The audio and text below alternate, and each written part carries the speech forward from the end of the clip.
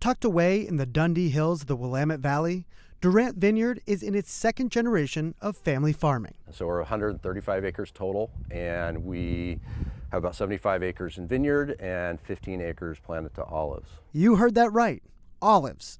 Paul Durant's parents started planting olives in the early 2000s, and today it's part of the farm's identity. I think it's one of the oldest cultivated crops in the world. You know, it goes back thousands and thousands of years, and it's a cultural icon. But in Oregon, olives are the new kid on the block.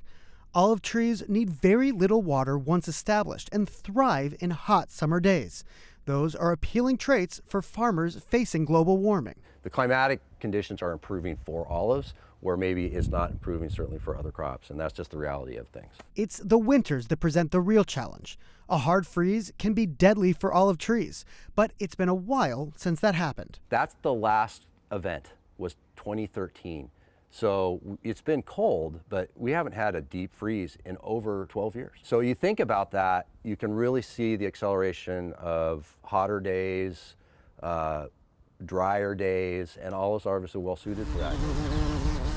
For over 20 years, the Durants have been planting olive trees, but it's really been a process of trial and error, trying to figure out what actually works in Oregon. But over at OSU, there's a group of researchers trying to figure out, with the scientific method, an answer to that question. So the olive project in which we're standing is 1 acre of olive trees that was planted in 2021. It's 116 different cultivars, most of which are replicated with 4 plants of each cultivar. Neil Bell and Heather Stoven run the Olea Project at Oregon State University's North Willamette Research and Extension Center in Aurora. So we're trying to comparatively evaluate these different cultivars and look for which ones may be most suitable for our climate here in Western Oregon. They are in the middle of a 6-year study with a goal of making olive oil production economically feasible. I think everybody that is engaged in growing olives says the same thing, is that they'd love to see more people involved, more expertise being developed. That research will hopefully make it easier for a big player to come in and plant thousands of trees. But Paul Durant doesn't view it as competition. We're not trying to capture a market, we're trying to grow a market.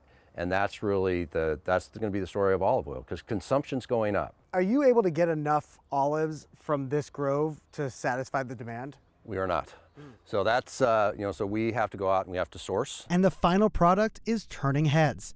Earlier this year, the Oregon olive oil took 9th place in an international competition, beating out competitors from Italy, Spain, and Greece. In fact, they have had at least 1 gold medal olive oil in each of the past 8 years. And we can point to that when people ask questions, say, hey, our olives were tasted by some of the best in the world. Olive oil is the fastest growing part of Durant's business, and Paul says that revenue from olives will overtake that from grapes within the next year. And so we've kind of gone from the standpoint of people would come to the tasting room to taste wine and discover the olive oil. They're coming to the farm and tasting the olive oil and then discovering, oh, they make wine too. From vines to trees, the fruit of the Willamette Valley continues to turn heads and blaze a path forward for Oregon farmers.